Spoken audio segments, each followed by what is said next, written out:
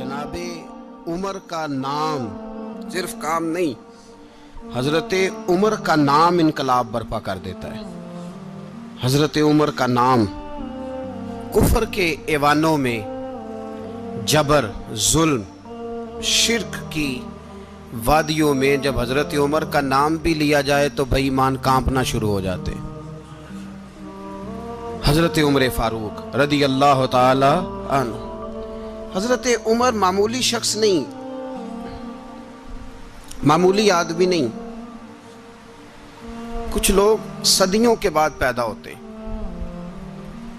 और कुछ लोग ऐसे होते हैं जो एक ही बार पैदा होते हैं, उन जैसा दूसरा पैदा होता ही नहीं, दूसरा उन तरह का पैदा होता ही। हजरत उमर रदी अल्लाह ताला अन्हु जैसी शख्सियात पैदा ही नहीं होती दोबारा। सारे सहाबा दर रिसालत माप पे खुद आए। ये वो अजीम शख्स है जिसे अल्लाह के महबूब ने अल्लाह से मांग के लिया, कहा अल्लाह ये मुझे दे दे, अल्लाह से मांग के लिया है। इसलिए सूफिया कहते हैं कुछ मुरीद होते हैं, कुछ मुराद होते हैं।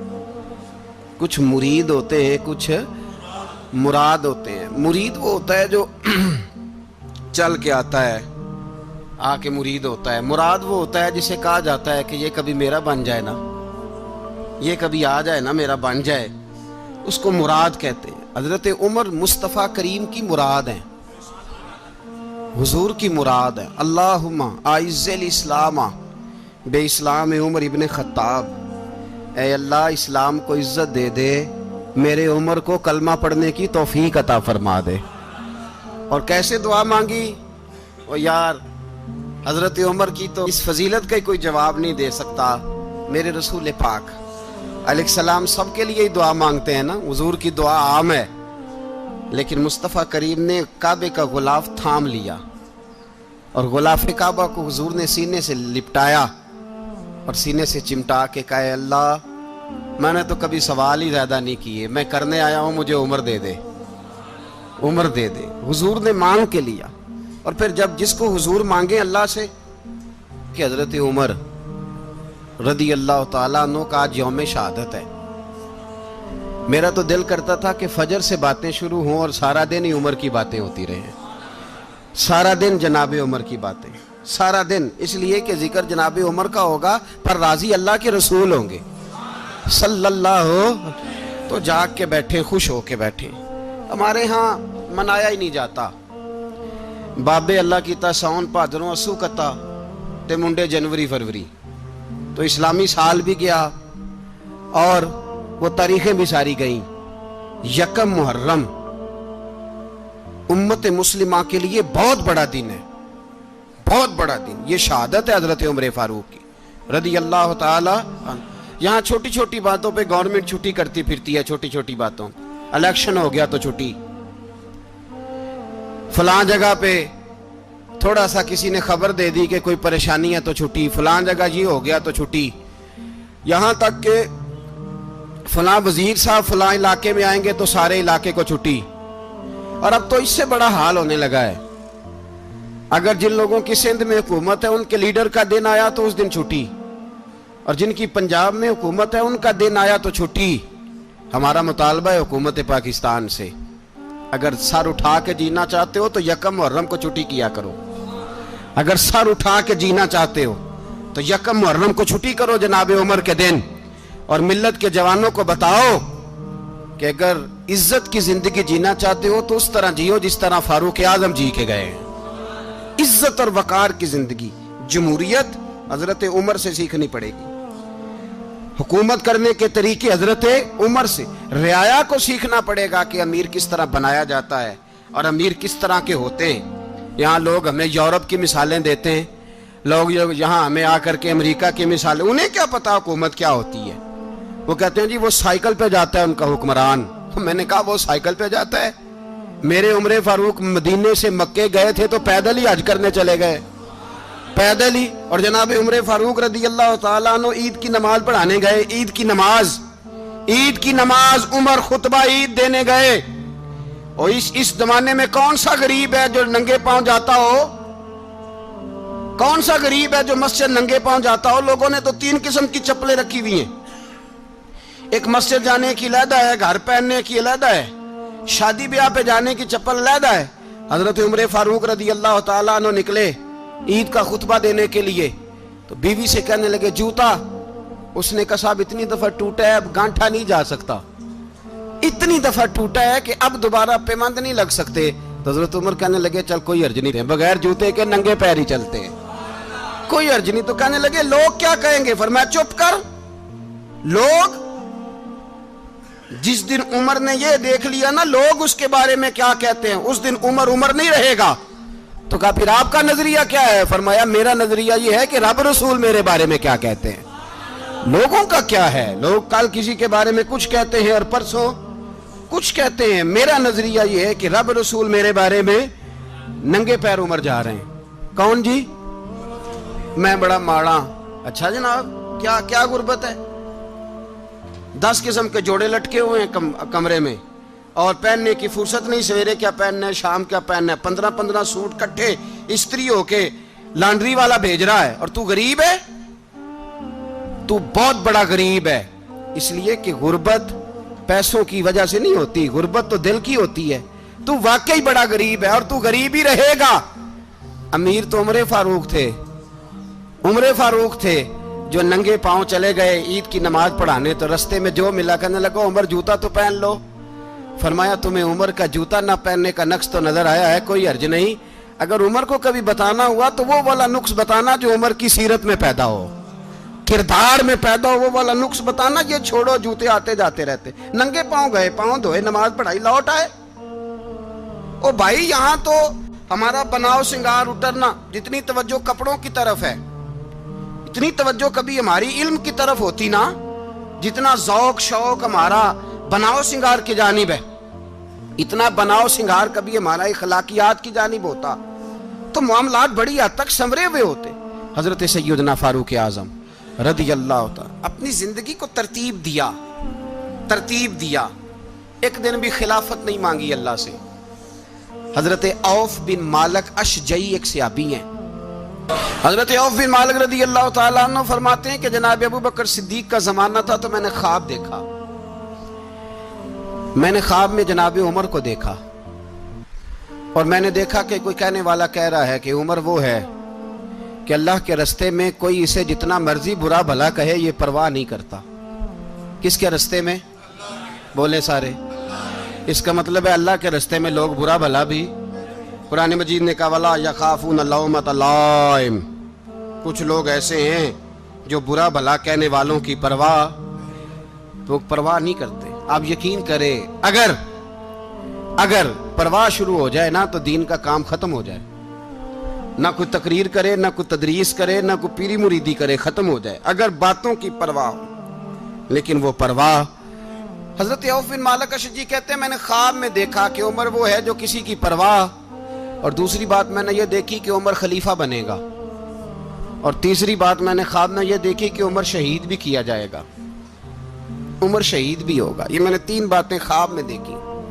فرماتے ہیں میں نے آ کے خواب حضرت ابو بکر صدیق کو سنائی، وہ خلیفہ تھے، وہ کہنے لگے ٹھہر جا میں عمر کو بلاتا ہوں، اس کے سامنے دوبارہ سنانا، اس کے سامنے۔ فرماتے ہیں میں نے بلایا حضرت عمر فاروق کو، آ کے بیٹھے، خواب شروع ہوا۔ کہا ایک بات تو میں نے یہ دیکھی کہ آپ ملامت کرنے والے کی پرواہ نہیں کرتے، دوسرا آپ خلیفہ بنے گے۔ جناب عمر کہنے لگے چپ کر، ابو بکر کے سامنے ہی کہہ رہا ہے، چپ کر، خلیفہ کے سامنے ہی کہہ رہا ہے۔ تو حضرت ابو بکر صدیق کہنے لگے عمر اسے کہنے دو، مجھے لگتا ہے رب کی رضا یہی ہے کہ میرے بعد اگر مصطفیٰ کا منبر ملے تو عمر کو ملے، اسے کہنے دو۔ یار یہاں تو لوگ ڈینگے مارتے ہیں، یہاں تو لوگ دعوے کرتے ہیں میرے سامنے فلانے کو بھی بٹھاؤ، فلانے کو بھی بٹھاؤ، اس کو کیا پتا، اس کو کیا پتا، یہ تو بڑکے مارنے کا دور ہے۔ حضرت عمر رضی اللہ تعالیٰ عنہ کو تیسری بات کہی، حضرت عوف بن مالک نے کہا آپ شہید کیے جائیں گے، میں نے خواب دیکھی ہے۔ نیک لوگوں کے خواب بڑی حد تک سچے ہوتے ہیں۔ کہا میں نے خواب دیکھی ہے۔ تو حضرت عمر کہنے لگے شہید تو دلیر لوگ ہوتے ہیں، شہید تو دلیر، جسے سارا زمانہ دلیر کہہ رہا ہے وہ اپنے بارے میں کیا کہہ رہے ہیں؟ کہتے ہیں شہید تو بتلے، میں تو کاہل سا آدمی ہوں، سست آدمی ہوں، میں تو اتنا کام ہی نہیں کرتا، تو یہ خواب تو نے جو دیکھا ہے نا پھر سے دیکھنا۔ تو ابو بکر صدیق فرمانے لگے عاجزی نہ کر، انکساری نہ کر، تو جو کہہ رہا ہے ٹھیک کہہ رہا ہے، لیکن مجھے سن کے شکر بھی ہوا ہے اور افسوس بھی ہوا ہے۔ افسوس اس بات کا کہ تیرے جیسا بتلے عظیم چلا جائے گا، اور شکر اس بات کا کہ رب تجھے زندگی بھی اعزاز والی دے گا، اور شہادت کی موت دے کے اللہ تجھے موت بھی عزت والی عطا فرمائے گا۔ اللہ موت بھی تجھے عزت والی دے گا، تجھے کاہلوں جیسی موت اللہ۔ حضرت فاروق اعظم رضی اللہ، او بھائی یہاں تو اس زمانے کا سب سے بڑا مسئلہ پروٹوکول ہے۔ لوگوں کو پتہ ہوتا ہے کامل پیر ہے، کامل مرشد ہے، لوگ نہیں جاتے۔ میں کسی کا مرید ہو جاؤں، میرا پروٹوکول کدھر گیا؟ پتہ ہوتا ہے یہ کامل استاد ہے، میں اس کے پاس بیٹھوں گا تو میری تربیت کرے گا، لیکن لوگ شاگرد نہیں بنتے۔ میں کدھر گئی؟ یہ جو پروٹوکول کی مصیبت ہے نا، اس نے بڑے بڑے لوگ زیرو کر دیے، بڑے بڑے لوگ۔ اور یہ مت سمجھے کہ آپ کا وزیر اعظم پروٹوکول لیتا ہے یا آپ کا صدر پروٹوکول، وزراء، ایسی کوئی بات نہیں۔ ہم چھوٹے طبقے سے لے کر بڑے سارے پروٹوکول کے قائل ہیں۔ ہمارا تو داماد بھی کہتا ہے کہ مجھے پوچھا نہیں میں تمہارے گھر کیوں آؤں۔ ہمارا تو بھائی ہر شخص اعلان کرتا ہے پروٹوکول کا، فلانے نے عزت نہیں دی تو واپس آ جاؤ، فلانے نے سلوٹ نہیں کیا تو واپس آ جاؤ۔ لوگ جہاں سلوٹ کرنا چاہیے وہاں بھی سلوٹ کرانے کے قائل ہیں۔ پر حضرت عمر رضی اللہ تعالی، حضرت عمر کی سادگی اور پھر جناب عمر کی عاجزی، جب انسان اپنے اوپر سوار کر لیتا ہے نا، سوار کر لیتا ہے، میں بدکار پرانا خادم، کسے در ملی نٹ ہوئی، تے واصف یار نے نظر جو کی تھی تے واصف ہی ہو۔ میں اکثر سوچتا ہوں حضور نے جہاں بھی کہا نا، فرمایا میرے بعد نبی ہوتے تو خطاب کے بیٹے عمر ہوتے۔ حضور نے فرمایا عمر جس رستے سے جاتا ہے شیطان وہ رستہ بدل جاتا ہے۔ نبی پاک صلی اللہ علیہ وسلم نے فرمایا میرا عمر وہ ہے کہ اس کی زبان پر حق جاری ہے۔ حضور علیہ السلام نے فرمایا 950 سال حضرت جبریل میرے عمر کی شان بیان کریں تو ان کی عظمت ختم نہیں ہوتی۔ 950 سال جبریل عظمت بیان کرے تو ختم نہیں ہوتی۔ یہ بات ہے حضرت عمر کی، اور فرمایا عمر ابو بکر کی نیکیوں میں سے ایک نیکی ہے۔ یہ شان ہے اب عمر فاروق رضی اللہ تعالیٰ عنہ کی۔ حضور نے فرمایا میرے بعد نبی ہوتے تو عمر ہوتے، جس گلی سے عمر آئے شیطان رستہ بدل جائے۔ میرے عمر فاروق کی شان 950 سال بیان ہو تو ختم نہ ہو۔ عمر کی زبان پر اللہ حق بیان کرتا ہے، جو عمر کہتا ہے وہی رب کر دیتا ہے۔ حضور ساری زندگی فضیلتیں بیان کرتے رہے، عمر جواب میں کیا کہتے ہیں؟ کوئی بتائے نا کہ یہ والی حدیثیں کبھی عمر نے بھی روایت کی ہوں کہ حضور نے میرے بارے میں یہ کہا ہے۔ یہ روایتیں وہ روایت نہیں کرتے، ان سے جب لوگ کہتے عمر تیری بڑی بات ہے تو عمر رو پڑتے، کہتے میں تو اونٹ چرانے والے باپ کا بیٹا ہوں، میں تو اونٹ چرانے والے باپ کا بیٹا، اونٹ چرا۔ اس سے آگے عمر گئے ہی نہیں ساری زندگی، اس سے آگے لفظ ہی نہیں ادا کی۔ اور میں تو بھائی اونٹ چرانے والا، میرا باپ تو اونٹ چرایا کرتا تھا، 10 اونٹ تھے، میری ڈیوٹی ہوتی تھی، سنبھالے نہیں جاتے تھے، ابا ڈنڈوں سے مارتا تھا۔ ساری زندگی عمر حج کرنے گئے، ایک خشک تنا کھجور کا عمر فاروق رضی اللہ تعالیٰ عنہ نے اس کو اپنے کلاوے میں لیا، رونے لگے۔ لوگوں نے کہا عمر کیا ہوا؟ فرمانے لگے یہاں میں اونٹ چرایا کرتا تھا، یہاں میں اونٹ چراتا تھا، 10 اونٹ سنبھالے نہیں جاتے تھے۔ دیکھو رسول اللہ کی شان، آج ساری امت چلانے کا طریقہ عطا فرما دیا ہے، ساری نظریے سے پیار۔ یار پیسہ کس کو برا لگتا ہے؟ آپ جس آدمی کی 50 کروڑ کی پراپرٹی ہے اس کو پوچھیں سب سے غریب، آپ کو وہی نظر آئے گا۔ وہ کہے گا میں ٹائٹ ہوں، حالات بڑے۔ میں کئی باری پوچھے انہوں نے، میں کہتا ترجمہ بھی 10 چھڑوں کی، ہمیں تو سمجھ نہیں آتی، اور ٹائٹ حالات کون سے ہوتے ہیں جی؟ جس آدمی کا کروڑوں میں کاروبار ہے نا، اس کو آپ چھیڑے وہ رونے لگ جائے گا، رونے۔ تو کئی میں نے ایسے دیکھے ہیں کرائے کا مکان ہے، ان سے پوچھے صاحب کیا حال ہے، تو کہتے ہیں جتنی اللہ نے شان والی زندگی ہمیں عطا کی ہے کسی کو نہیں دی ہوئی۔ اس کا مطلب ہے خوشی بھی یہی ہے اور غم بھی یہی ہے، اندر سے خوشی ہے، اندر سے ہی۔ تو نے اگر راضی رہنا ہے تو ادھر سے رہنا ہے، ناراض رہنا ہے تو بس اپنے آپ کو خوش رکھے گا تو ہو جائے گا۔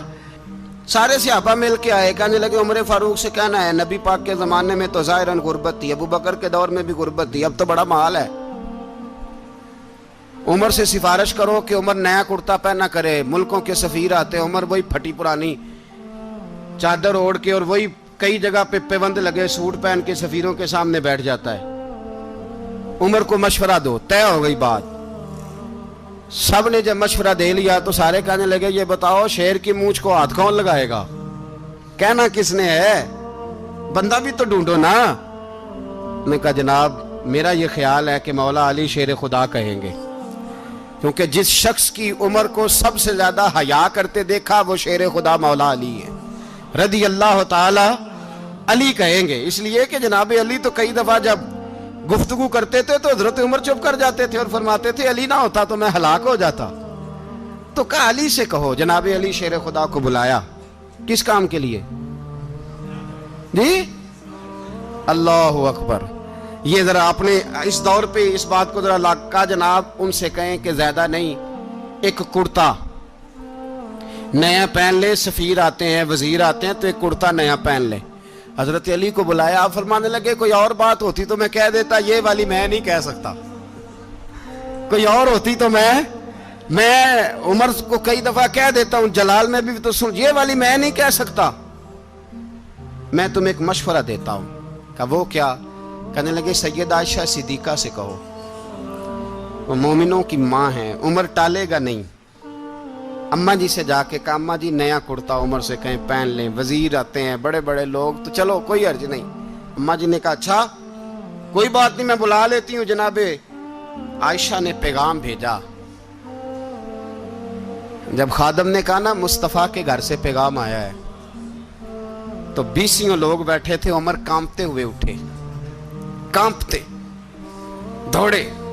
حضرت عائشہ پردے میں تھی تو فرماتی ہیں عمر اتحیات کی حالت میں بیٹھ گئے۔ کہا اماں جی دیر تو نہیں ہو گئی مجھے آنے میں؟ کہا نہیں ٹائم پہ آ گئے ہو۔ کس لیے بلایا تھا؟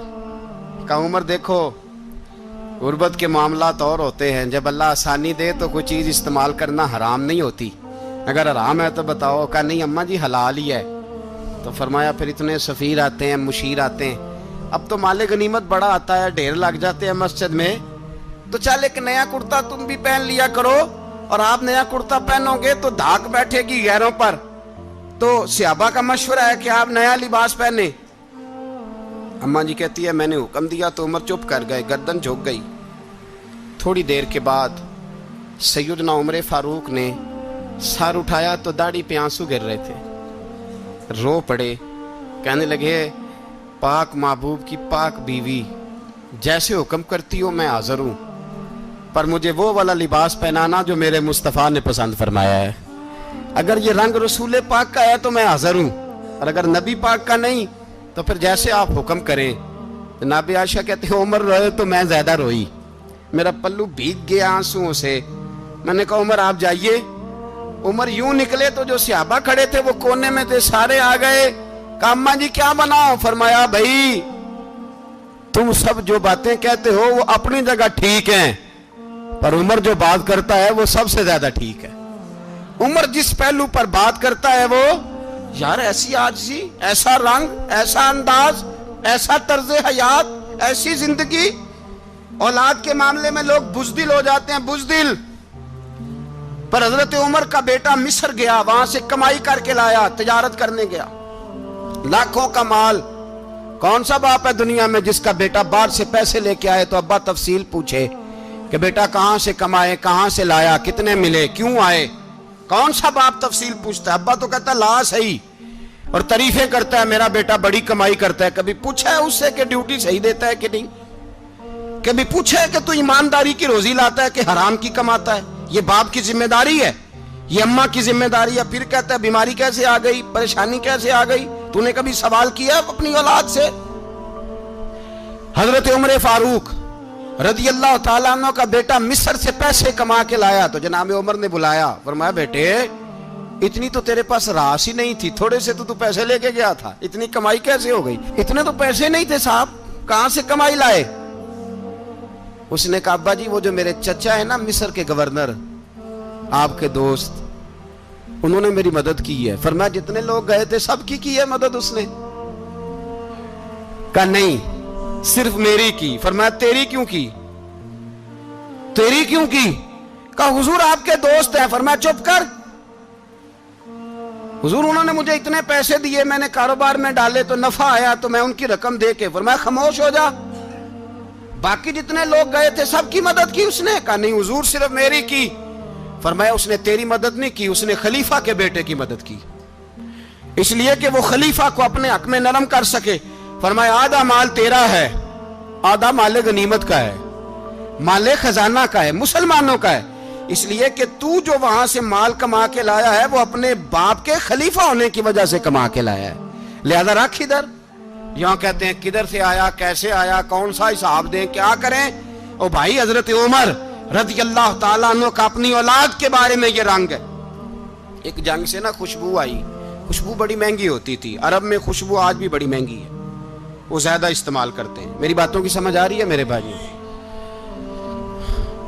بڑی مہنگی خوشبو تھی. جب وہ خوشبو آئی تو حضرت عمر نے کہا, گھر میں پہلے پہنچی حضرت عمر کے, چونکہ زیادہ عورتیں استعمال کرتی تھی گھر کے اندر خوشبو, مرد بھی لگاتے تھے. حضرت عمر نے اپنی بیوی سے کہا, آپ کی زوجہ جو تھی وہ بڑی خوشبو کو پسند کرتی تھی. حضرت عمر نے اپنی زوجہ سے کہا کہ خوشبو لاؤ, میں نے ایک عورت کی ڈیوٹی لگائی ہے, وہ خوشبو تول کے نا تو حصہ برابر صحابہ میں بانٹ دے گی. تو آپ کی زوجہ کہنے لگی کسی بی بی کی ڈیوٹی لگانے کی کیا ضرورت تھی, میں جو موجود تھی میں بانٹ دیتی ہوں تول کے حصہ برابر. آپ نے فرمایا نہیں تو رہنے دے, اور فلانی بی بی بانٹے گی. کہا حضور میں نے بھی بانٹنی ہے, میرے پہ کچھ حق ہے؟ آپ نے فرمایا نہیں تو تفصیل نہ پوچھ, تو خوشبو دے دے, کوئی اور بانٹے گی. خاتون خانہ تھی نا, کہنے لگی نہیں مجھے بھی آج آپ کو بتانا ہی پڑے گا کہ کوئی جو بانٹ سکتی ہے تو میں کیوں نہیں بانٹ سکتی. زوجہ کہتی عمر نے بات کی تو میری چیخیں نکل گئی. حضرت عمر فرمانے لگے جب تو خوشبو بانٹے گی نا تیرے ہاتھوں کو بھی لگے گی, تیرے دوپٹوں کو بھی لگ جائے گی. اگر رب کریم نے مجھ سے سوال پوچھا کہ عمر خوشبو تو مسلمانوں کی تھی, تیری بیوی کے دوپٹے کو کیوں لگ گئی, تو میں اللہ کے حضور کیا جواب دوں گا؟ اگر اللہ نے یہ سوال کیا کہ تیری بیوی نے کیوں لگائی, وہ تو حصہ تھا مسلمانوں کا, تو تو نے تیری بیوی نے کیوں لگائی؟ تو فرمایا میں نہیں چاہتا کہ اللہ کے حضور مجھے اور تجھے باز پرس ہو, لہذا کسی اور کو بانٹنے دے. زوجہ روئی اور تڑپ کے کہنے لگی عمر مجھے لگتا ہے صبح قیامت بھی تیری بیوی ہونے کی وجہ سے اللہ مجھے جنت عطا فرما دے گا, تیری زوجہ ہونے کی برکت سے. بھائی یہ معیار رکھا, خدا کی قسم ایسا شخص تاریخ میں دوبارہ نہیں آیا. اتنا بڑا آدمی, اتنا بڑا شخص, اتنا بڑا آدمی, اور پھر رنگ یہ ہے کہ عمر 22 لاکھ مربع میل کا حکمران, 22 لاکھ, اور کھجور کے درخت کے نیچے مٹی کا ڈھیلا لے کے سو گئے ہیں, پرواہ کوئی نہیں, کوئی مسئلہ ہی نہیں. 2 غلام ساتھ بیٹھے تو ایک روٹی حضرت عمر نے گھر سے منگوائی, تھوڑا سا سرکہ, تو غلام کہنے لگے ہم نے بھی کھانی ہے. فرمایا کوئی حرج نہیں, روٹی کو پیٹ بھر کے کھانا ضروری تو نہیں, 3 حصوں میں بانٹ لیتے ہیں. ایک آدمی آیا ہوا تھا مصر کا رہنے والا ملنے کے لیے, اس نے پوچھا عمر کدھر ہیں, تو کہا وہ ادھر جاؤ مسجد میں بیٹھے ہوں گے. اور واپس آیا تو کہنے لگا وہاں تو 3 غلام بیٹھے ہیں, ایک روٹی بانٹ کے کھا رہے ہیں, لگتا ہے کئی دنوں سے روٹی نہیں ملی. کہا 3 غلام تو کوئی نہیں, وہاں 2 ہی تھے, تیسرے تو امیر المومنین تھے. اس نے کہا نہیں 3 غلام ہیں, کپڑے بھی ایک طرح کے پہنے ہوئے, بلکہ 2 کے تو پھر صحیح ہیں, تیسرے کے تو زیادہ ماڑے ہیں. کپڑے بھی ایک طرح کے, کھانا پینا بھی ایک طرح کا, اور ان کا نشست برخاست بھی ایک طرح کی ہے, لہذا کوئی فرق نہیں.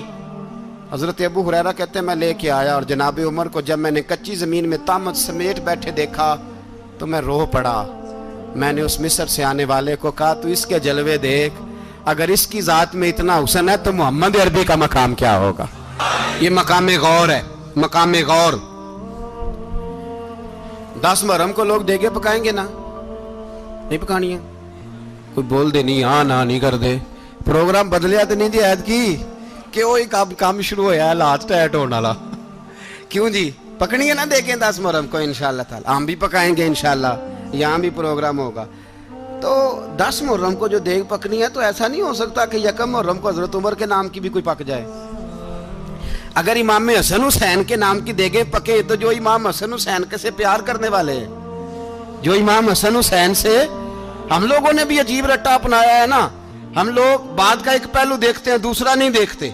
حضرت امام حسن اور حسین کو بھی نبی پاک نے شہید کہا، اور جناب عمر کو بھی رسول اللہ نے خود شہید فرمایا، فرمایا شہید ہے، خود فرمایا اپنی زبان سے کہ یہ شہید ہے، خود میرا عمر شہید ہے۔ تو ان کے نام کی دیگ نہیں پکنی چاہیے، اس طرف نہیں ہماری توجہ ہونی چاہیے۔ اور اہل بیت نبوت، یہ بات میں پہلے بھی کرتا ہوں، آج پھر کرنا ضروری سمجھتا ہوں، اہل بیت کا پیار، سن لو کان کھول کے، اہل بیت کا پیار اگر ہمیں کسی نے سکھایا ہے تو سیدنا عمر فاروق نے سکھایا ہے۔ اہل بیت نبوت کی محبت اگر کسی نے سکھائی ہے تو کس نے سکھائی ہے؟ بول کے بتائیے، حضرت عمر نے۔ اہل بیت کا پیار ہمیں حضرت عمر نے بول کر کے سکھایا ہے۔ بھائی یاد رکھیں، کسی کی طاقت نہیں تھی دم مارنے کی حضرت عمر کے سامنے، طاقت ہی نہیں تھی، کیسر و کسرا کانپ جاتے تھے، جرأت ہی نہیں کرتے تھے حضرت۔ اور ہمارے تو تعلقات بڑے ہیں نا غیروں سے۔ حضرت ابو موسیٰ اشعری رضی اللہ تعالیٰ عنہ فرماتے ہیں میرا منشی سائی تھا، وہ کاتب کہتے تھے وہ لوگ، میرا حساب کتاب عیسائی تھا۔ تو فرماتے ہیں ایک دن میں نے وہ سارا حساب کتاب لین دین کے حضرت عمر کو دکھائے تو فرمانے لگے جس نے لکھے ہیں اس کو بلاؤ۔ کہنے لگے حضور مسجد نہیں آ سکتا۔ کیوں نہیں آ سکتا؟ کہنے لگے وہ عیسائی ہے۔ کہتے ہیں حضرت عمر جلال میں آ گئے۔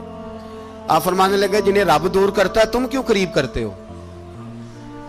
جنہیں اللہ دور کرتا ہے۔ فرمایا تم غیروں کو اگر عہدے دو گے تو اپنوں کا کیا بنے گا؟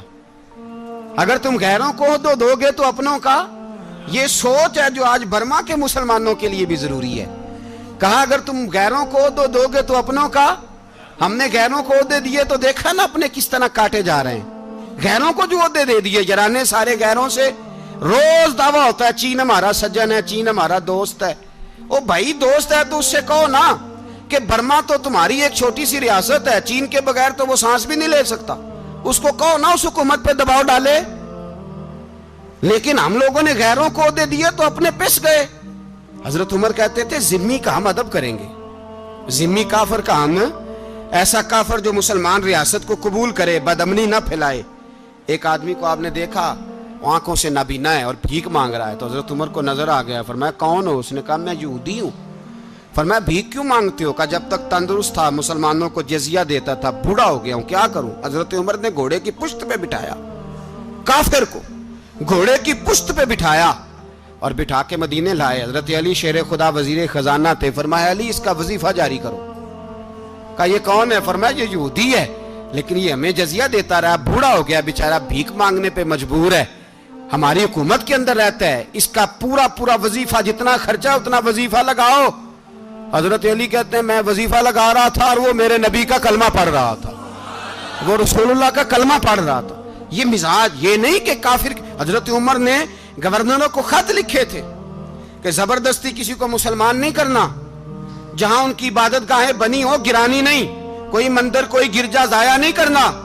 اسلام سب کو جینے کا موقع دیتا ہے، پر بے ایمانو ظالمو بدذاتو تمہیں یہ کہتا ہے کہ ہم تمہیں جینے کا موقع دیتے، تم بھی مسلمانوں کو جینے کا موقع دو۔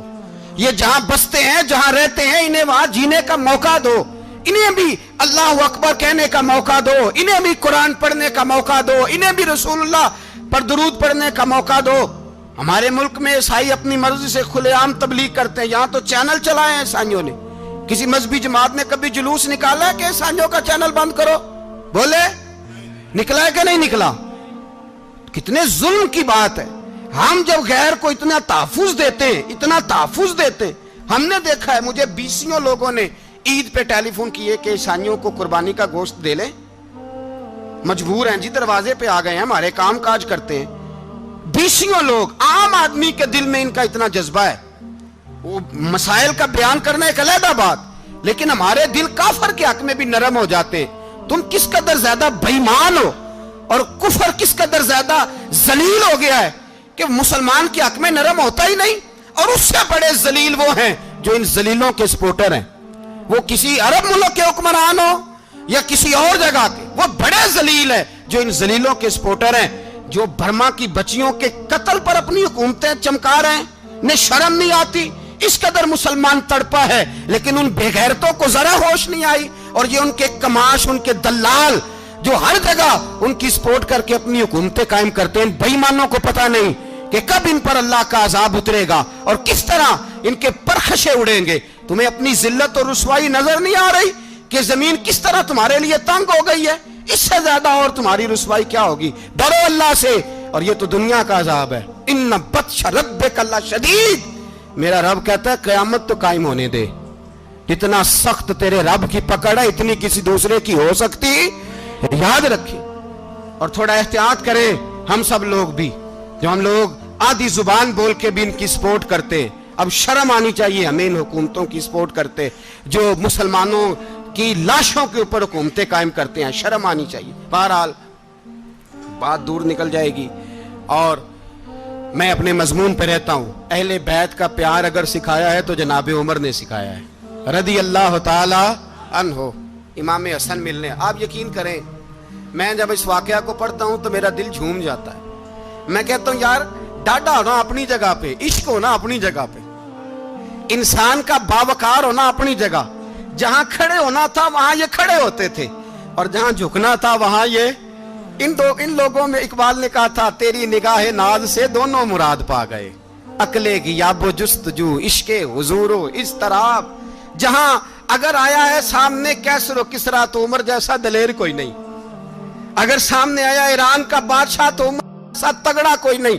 अगर आया है सामने गुस्सान का बादशाह तो उमर जैसा आदिल कोई नहीं। लेकिन अगर अली का बेटा आया है, अगर फातिमा के लाल पारे आए हैं, तो फिर फारूक आजम से जैसा मुहिब कोई नहीं, फिर उनसे जैसा प्यार करने वाला कोई नहीं। अंदर बैठे हैं जनाब उमर, अंदर तन्हाई में कुछ वजीरों से गुफ्तगू हो रही है, मीटिंगें जारी हैं। आपके बेटे मिलने आए जनाबे अब्दुल्ला इब्ने उमर, अब्बा जी मिलने आए। बात ठहरो, बात कर रहा हूं, कोई ना अंदर आए। साहबजादा बाहर खड़ा है। थोड़ी देर गुजरी तो इमाम हसन भी आ गए। कौन आए? आपको अजब मिलेगा इमाम साहब का नाम लेने से, वो सरदार हैं जन्नतियों। कौन आए? सारे बोलिए, इमाम हसन, तेरी नस्ल पाक में है बच्चा बच्चा नूर का, तू है ने नूर तेरा सब घराना। इमाम हसन आए तो हजरत अब्दुल्ला इब्ने उमर को दरवाजे पे खड़े देखा। कहा अमीरुल मोमिनीन कहाँ हैं? कहने लगे हजरत उमर के बेटे। कहने लगे वो अंदर बैठे, कुछ मीटिंग हो रही है, और उन्होंने कहा कोई अंदर ना आए, लेकिन आप जाना चाहें तो चले जाएं। आप जाना चाहें तो, तेरी नस्ल पाक में है बच्चा बच्चा नूर, आप जाना चाहें तो चले जाएं। तो उन्होंने कहा जब आप बाहर खड़े हैं तो मुझे कोई इतना जरूरी काम नहीं, और अभी जोर की नमाज थोड़ी देर में होगी, मैं मस्जिद में मिल लूंगा अमीरुल मोमिनीन से। ये बात कह के इमाम हसन चले गए। यार इतनी बड़ी बात नहीं थी, इतनी बड़ी बात नहीं थी। वो मेरे उस्तादों का बेटा भी आए तो कहा ठीक है जी, वो सोए हुए हैं, तो कोई गर्ज नहीं यार, मैं ठहर के आ जाऊंगा। कोई बड़ी बात नहीं थी, देखा जाए तो बड़ी बात नहीं थी, पर बात बहुत बड़ी थी, इसलिए कि ये खाली हसन नहीं, ये हसन इब्ने अली है, ये हजरत फातिमा के लख्ते जिगर। हजरत उमर बाहर निकले, अब्दुल्ला इब्ने उमर से पूछा कोई आया तो नहीं? तो कहा हुजूर इमाम हसन आए थे। तो कहा फिर शहजादे को अंदर क्यों नहीं भेजा? कहा मैंने कहा था। वो कहने लगे अगर अमीरुल मोमिनीन मसरूफ हैं तो मैं जोहर में मिल लूंगा। हजरत उमर रोने लगे। फरमाया बेटे तूने अच्छा नहीं किया। फिर मस्जिद नहीं गए, सीधे इमाम हसन के दरवाजे दस्तक दी। इमाम हसन बाहर आए। कहा शहजादे आए थे तो मिले क्यों नहीं? तो इमाम हसन कहने लगे हुजूर आपका अपना बेटा दरवाजे पे खड़ा था, आपका अपना बेटा दरवाजे पे खड़ा था, और मना भी किया था आपने, तो मैं जोर में मिल लेता। हजरत इमाम हसन फरमाते जोश जज्बात में जनाबे उमर ने सर से पगड़ी उतार दी, जोश जज्बात में। कहने लगे हसन मेरे बेटे का और आपका क्या मुकाबला? क्या उसकी मां का नाम फातिमा ज़हरा है? क्या उसकी नानी का नाम खतीजतुल कुबरा है? क्या उसके नाने का नाम मोहम्मद मुस्तफा है?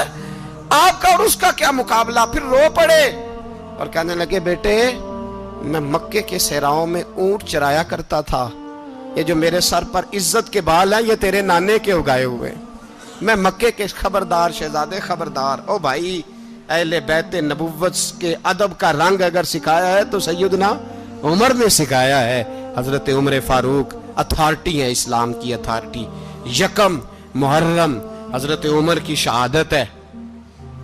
यहूदी बोल उठा, काफिर बोल उठा, अगर 6 महीने उमर दुनिया में और रहते तो दुनिया में कोई काफिर मौजूद न होता। 6 महीने। और जब इस बतले जलील का जनाजा उठा, अल्लाह, बुखारी पढ़िए ना, अल्लाह मरजुकना शहादतन फी सबीलिक, अल्लाह बिस्तरे की मौत ना देना, शहादत की देना। उमर शहीद हुए, मस्जिद नबी में नमाज पढ़ाते, और जब जनाजा उठा तो मदीने का फिर पीछे जो दलेर बचे वो मौला अली थे।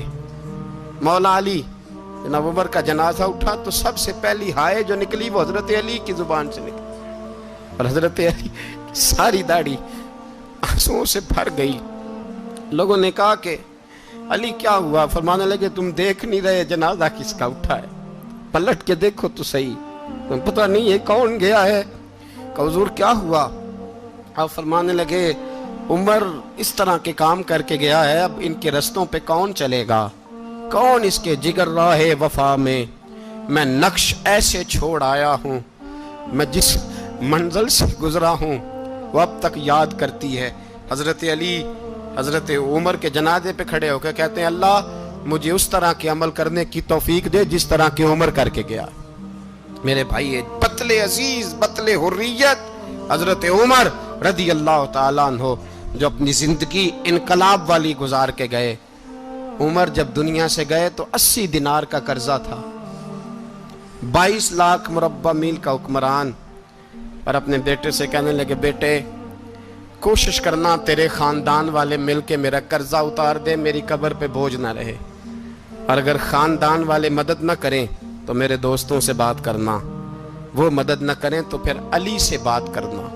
इनका प्यार आपस में इतना, और तू इख्तलाफ साबित कर रहा है। 80 दिनार का कर्जा छोड़कर हजरत उमर दुनिया से गए, और जाती दफ़ा कह गए मेरे बाद मेरे बच्चों को हुकूमत के मशवरे में भी शामिल ना करना, हुकूमत के मशवरे में भी मेरी औलाद शामिल ना हो।